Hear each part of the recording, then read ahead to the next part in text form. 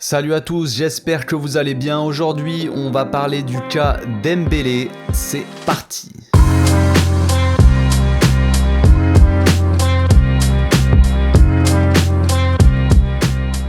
Au passage, n'hésitez pas à vous abonner, liker et commenter. C'est le meilleur moyen de me soutenir et ça fera plaisir à tonton.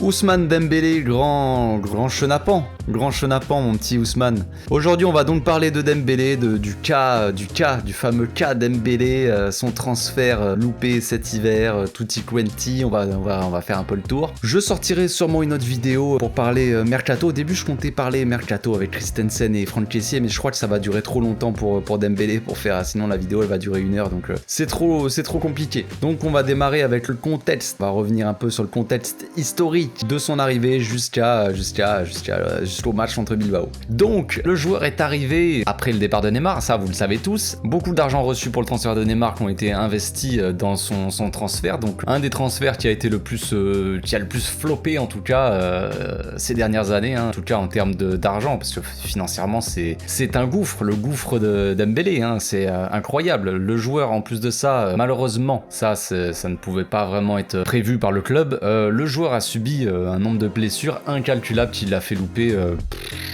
la moitié des matchs, ou je ne sais pas combien, depuis qu'il est là. Entre temps, il y a beaucoup de choses qui se sont passées. Bien entendu, Messi est parti, donc place à la grande star Griezmann. Et non, Griezmann est parti aussi. Donc place à la grande star Dembélé, le grand Dembélé, le monstrueux Dembélé, l'homme le plus blessé de la terre. Non, je plaisante. Non, le gars qui peut faire vraiment les différences devant, il reste que lui.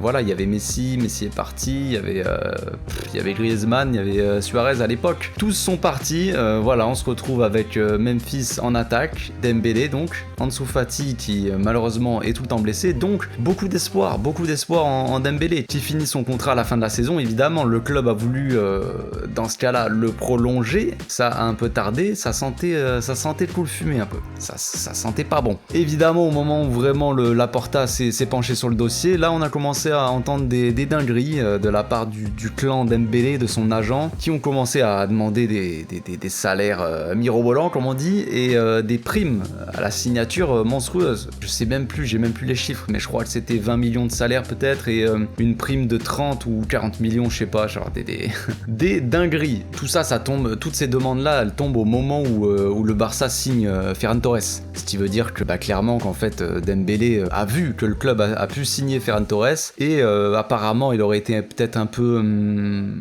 pas jaloux, mais disons qu'ils se disent pourquoi le club peut se permettre de payer Ferran Torres, et à côté de ça, moi, ils essaient de me baisser mon salaire. Donc il comprend pas, le Dembélé, il comprend pas que le club est dans la merde financièrement, clairement, y a pas d'autre mot. Ça, il a pas l'air de le comprendre, ou alors il s'en fout complètement. Donc lui, il comprend pas, voilà, il veut être payé à sa juste valeur d'après lui, sachant qu'en plus, juste avant, voilà, Xavi, Laporta, tout ça, il disait que Dembélé, c'est un des meilleurs joueurs du monde, qu'il est meilleur qu'Mbappé, je sais pas quoi, genre bon, pas très utile de dire tout ça visiblement, vu que il a l'air d'avoir pris un peu la grosse tête, ou de se croire d'un coup vraiment plus fort.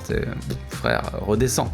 Essaie de jouer des matchs déjà, redescends. Donc évidemment le club a essayé de raisonner un peu le joueur et son agent. Ils ont pris plusieurs rendez-vous, ils ont discuté pendant, ça a duré des semaines et des semaines, jusqu'à arriver au point où vraiment non-retour, on va dire. Enfin c'est ce qu'on croyait, mais bon. Donc un peu le point de non-retour. Le club a totalement abandonné les négociations et ils ont retiré leur offre de prolongation. Pendant ce temps-là, Ousmane et son agent, ils ont dit ok, pas de souci. Donc le club a voulu qu'il parte cet hiver. Ils ont essayé de le vendre et tout ça, même de l'échanger éventuellement, ou ça a parlé d'un échange avec Icardi. Oh là là. Heureusement que ce n'est pas arrivé, parce que là c'est pire que tout, frère. Je préfère ne rien avoir qu'avoir Icardi. Ça ne sert à rien. Prenez-moi à la limite, les gars. Je marque autant de buts. Donc ils ont essayé ça, mais le joueur a refusé un peu tout ce qui se présentait, et voulait absolument, lui de base il veut rester. Si jamais j'ai oublié de le préciser, mais vous devriez le savoir à peu près normalement tous, le joueur voudrait rester, et le club veut qu'il reste aussi de base. Ça c'est un truc en soi, tout le monde est d'accord. Tout le monde veut qu'il reste. Lui veut rester, tout le monde. Xavi compte, il l'a dit maintes et maintes fois, il compte absolument sur Dembélé qui est un joueur important de son projet. Dembélé en est très satisfait apparemment, mais voilà, ça ne se fait pas pour une raison monétaire. Donc comme je le disais, la réaction du club, voilà, ça a été de retirer son offre de prolongation. Ils ont voulu le placer dans les tribunes. Donc dans un premier temps, il n'a pas été convoqué, n'a plus été convoqué.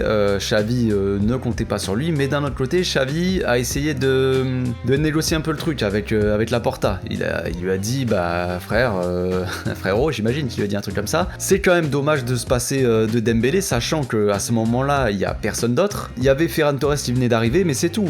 On jouait avec Ferran Torres, avec Abdé, Jutla, Luc de Jong, Memphis, je crois qu'il n'était pas encore blessé, mais voilà, il y avait pas grand monde. Ansu Fati était blessé, il n'y avait pas encore Adama ni Aubameyang, donc on n'avait pas grand choix en attaque. Donc le Xavi, bah il dit à Laporta, frérot, on a besoin quand même de Dembélé, mais mine de rien, c'est un joueur quand même qui fait des différences, hein. Ça on le sait, c'est pas une surprise. Donc petit à petit, voilà, les choses se passent et Dembélé est rappelé pour jouer avec l'équipe petit à petit. Il fait des bouts de match, il se fait siffler par le public, tout ça, ça vous connaissez l'histoire. Et maintenant, qu'est-ce qui se passe? Ben maintenant, Dembélé fait des matchs plutôt très bons, j'ai envie de dire. Il est utilisé bien comme il faut par Xavi, parce que attention, si tu fais jouer trop Dembélé, si ça se trouve, il va se blesser sur la moindre accélération. Donc en attendant, il joue un match sur deux avec Adama, il fait des rentrées en fin de match où il met le feu. De temps en temps, voilà, il est titulaire et il se fait remplacer avant la fin du match par Adama. Il y a une petite rotation comme ça, une petite concurrence qui s'est installée, et ça, c'est, j'ai envie de dire, c'est presque parfait. Et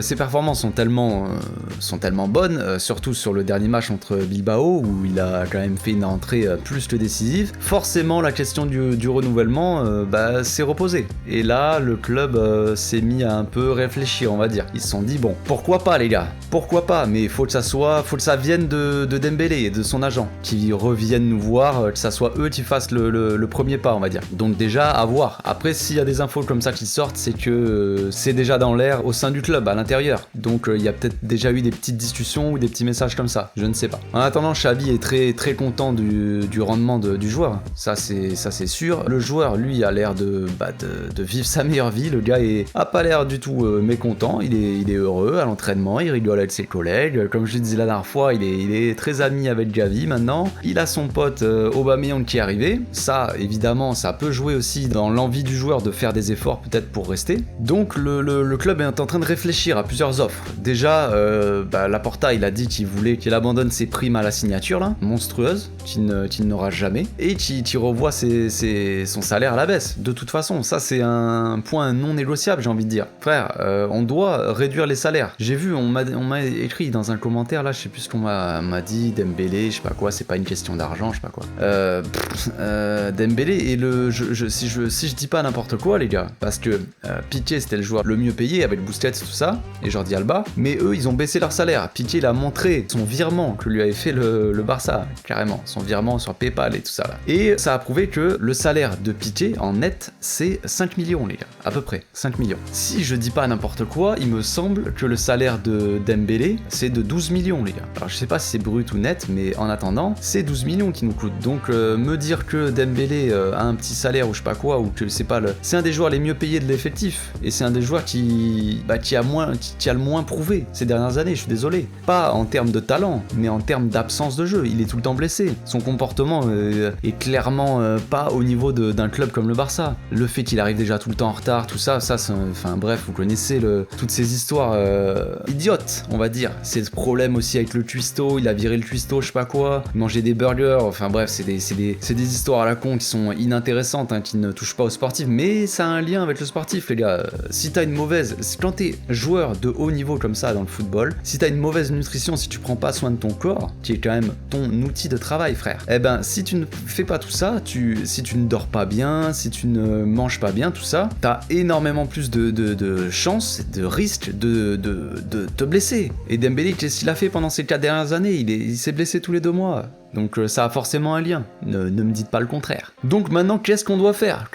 Donc comme je le disais, Laporta, lui, il veut qu'il abandonne ses primes, et il est prêt aussi à proposer un contrat courte durée aussi. S'il pourrait peut-être arranger le joueur, le conforter un peu pour éviter de... on sait que Dembélé, lui, son choix, c'était de partir gratuitement à la fin de la saison là. Dernièrement, c'était ça son choix. Mais donc voilà, peut-être qu'il veut pas un contrat longue durée, un contrat on te fait prolonger, tu signes pour 5 ans avec un salaire à que dalle. Moi, comme je disais la dernière fois, enfin il me semble, ou j'en sais rien si je parlais tout seul dans ma tête, mais ce que j'aurais proposé moi, c'est un contrat moyenne durée, j'ai envie de dire. Tu vas pas lui proposer un contrat de 6 ans, mais un contrat de 4 ans par exemple s'il veut, et tu lui proposes un salaire progressif. Dans un premier temps, tu baisses son salaire pour remettre le club à flot, et ensuite c'est là que tu augmentes petit à petit le salaire du joueur, et tu fais aussi des primes selon les performances. Donc tu donnes des primes en plus aux joueurs en fonction du nombre de matchs qu'il joue ou ses performances. Est-ce qu'on va en demi-finale de Ligue des Champions? Est-ce qu'il claque des buts? Est-ce qu'il fait des passes?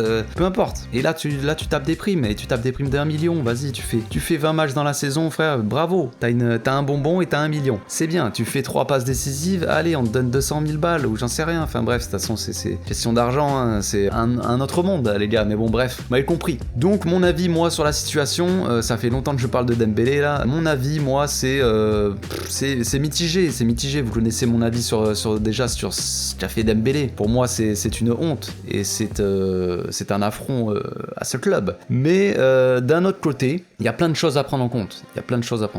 Déjà, le fait que Dembélé, ça soit un bon joueur. Après, il n'a jamais fait des différences dans les moments importants. On se rappelle tous du match face à Liverpool, les gars. Au match aller à domicile. Quand à la fin du match, on gagne 3-0 et lui, il fait une passe au gardien. Voilà. On se rappelle tous aussi des frappes à 40 mètres au-dessus des cages ou tout ça. Mais ça, c'est... Voilà, ça fait partie du joueur, j'ai envie de dire. C'est ce qui le rend plus humain, on va dire ça. Donc voilà, moi je suis mitigé. Mais en attendant, ça reste un bon joueur qui peut faire des différences et qui peut apporter. On l'a vu sur les derniers matchs. Ça reste aussi un joueur qui, depuis qu'il est là, n'a jamais été coaché par un bon coach. Hein. Pour moi, les gars, il est arrivé, il y avait Valverde. Hein. On se souvienne bien de tout ça. Il est arrivé, il a été coaché par Valverde, par Quique Setien pendant 6 mois, et ensuite pendant Ronald Koeman. Voilà, Piqué. Les gars, avouez-le, là Xavi arrive, voilà, il y a des vraies idées, des vrais plans de jeu, des vraies animations, tout ce que tu veux, ça fait la différence. Et Xavi, il montre aussi qu'il aime le joueur, qu'il compte sur lui, ça fait des différences aussi. Peut-être que les autres coachs l'ont fait aussi, je m'en souviens pas trop, mais il y a une relation de confiance qui s'est installée entre les deux. Et on sait que Dembélé, il aime ce genre de relation avec le coach. Il a beaucoup apprécié sa relation avec Tuchel à Dortmund, parce qu'il était très proche du joueur, donc voilà. Là, Xavi est en train de faire peut-être un peu la même chose, donc peut-être qu'il apprécie ça aussi. Donc voilà, est-ce qu'il faut le garder ou est-ce qu'il faut le laisser partir à la fin de la saison? C'est une grande question. Dans l'idéal, si le Barça a tout l'argent du monde, tout ce que tu veux, je ne serais pas pour le garder, évidemment. Moi, je serais plus sur un Anthony par exemple, ou un Rafinha même. Ça parle de Rafinha, que si Leeds ils descendent en Division 2, sa clause libératoire elle passe à 25 millions, ce qui est que dalle. Anthony, lui, on peut peut-être l'acheter à 40, j'en sais rien. Ça reste pas hyper cher à voir. Mais bon, voilà, ça reste de l'argent qu'on investira ailleurs, clairement. En attendant, si on fait prolonger Dembélé, les gars, on n'a pas besoin d'acheter un ailier l'année prochaine. On a Ansu Fati, normalement. On a Adama, on a Ferran qui jouera ailier aussi, et on a donc Dembélé. Ça fait quand même pas mal d'ailiers, ça fait 4 ailiers. Il y a aussi Gavi qui peut jouer, dépanner. Vous savez, Xavi aime bien le mettre des fois en faux ailier. Voilà, il y a des joueurs. Il y a Memphis aussi, les gars. On oublie trop souvent Memphis. Ou alors je l'oublie trop souvent. Mais il y a Memphis. Il y a Memphis aussi qui pourra jouer. À mon avis, le rôle de Memphis, je fais une petite parenthèse, son rôle sera pas de jouer dans l'axe. Son rôle, ça va être comme Ferran, vous voyez, un peu faux ailier, un ailier en phase de possession, voilà, pour écarter un peu le jeu, voilà. Mais une fois que Jordi Alba monte sur son côté, il rentrera dans l'axe. C'est comme ça qu'il a marqué le 4e but là contre Bilbao. Enfin bref, on va pas parler de Milan de Memphis. En gros, donc voilà, moi Dembélé, je suis totalement mitigé, mais je dirais quand même qu'il faut le garder, principalement, je dirais par rapport aux finances du club. S'il part, ça fait un ailier en moins. Peut-être que Xavi va vouloir du coup acheter un ailier, et quel ailier il y a de libre, on va dire, sur le marché, parce qu'on le sait, le Barça va privilégier les joueurs libres. Clairement. Il n'y a pas 50 choix, là comme ça j'en vois pas déjà, mais il doit y en avoir peut-être quelques-uns, mais dans les noms qu'on suit, Anthony, Rafinha, tout ça, Sadio Mané, éventuellement, je sais pas, il y a des petits trucs comme ça qui sortent. Moi Sadio Mané, je dis oui tout de suite. Hein. Vous me dites on échange Dembélé contre Sadio Mané, les gars, je fonce direct, il n'y a même pas à chercher. Ça c'est clair, mais bon, ça ne se fera pas, donc on va pas s'enflammer pour rien. Moi je le garde Dembélé par rapport à ça. par rapport au fait que on sait qu'on va mettre tout l'argent quasiment sur Haaland. Sur Haaland, sur un arrière-gauche peut-être. Après, ça passera peut-être dans des besoins annexes. Peut-être un gardien, qui sait, parce que Ter Stegen, hein, voilà. Donc voilà, c'est complexe. Le dossier est complexe. Mais voilà. Après, par contre, le problème qu'on a, c'est que Dembélé ne sera peut-être pas titulaire. Ça aussi. Il sera important dans le projet, mais normalement, on devrait garder Adama dans l'équipe. On voit qu'Adama, ça marche très bien, qu'il fait énormément de différence, il est très utile. Un peu dans le même profil que Dembélé, provocateur, qui fait des passes, tout ça. Donc on sait qu'on va garder normalement Adama. Donc on va lever l'option d'achat à 30 millions, mais ils vont lever, ça va être échange avec Trincao, donc on va quasiment, normalement, on va rien dépenser. Bref, donc on aura Adama et Dembélé qui seront en concurrence. Donc ce qui veut dire que Dembélé sera pas le titulaire, vraiment titulaire indiscutable de l'équipe. Donc est-ce que avoir Dembélé en tant que joueur de rotation, on va dire, avec un salaire quand même qui sera dans tous les cas assez imposant, est-ce que c'est un bon choix aussi? C'est ça qu'il faut se poser comme question. Moi, dans un premier temps, comme je l'ai dit, voilà, mon choix, ce serait, si je dois trancher, je dirais qu'il faut le garder par rapport à ça. Voilà, comme je le disais, ça nous enlèverait un joueur et on n'aurait pas trop le choix sur le marché pour dépenser dans un ailier. Donc autant garder Dembélé dans un premier temps et après on voit l'année prochaine, enfin la fin de saison prochaine, si on a le budget, si on a des trucs, on a des besoins. Là on voit. Dans un premier temps, je garderai Dembélé malgré qu'il ait quand même craché sur le club ou en tout cas manqué de respect comme ça au club. J'oublie pas ça par contre. Ça, j'oublierai pas. Voilà, c'est tout pour aujourd'hui. J'espère que la vidéo vous a plu, les amis. Pas de haine dans les commentaires, s'il vous plaît. Voilà, c'est mon avis. Si vous n'êtes pas d'accord, c'est pas un souci. C'est pas un souci. Personne ne peut être totalement d'accord avec moi. C'est pas très grave. Enfin, il y en a peut-être que si, mais c'est pas grave. C'est pas grave. Moi, je donne mon avis. Voilà, j'ai rien contre le joueur sportivement. Moi, ce qui me dérange, c'est la mentalité du joueur. Voilà, c'est tout.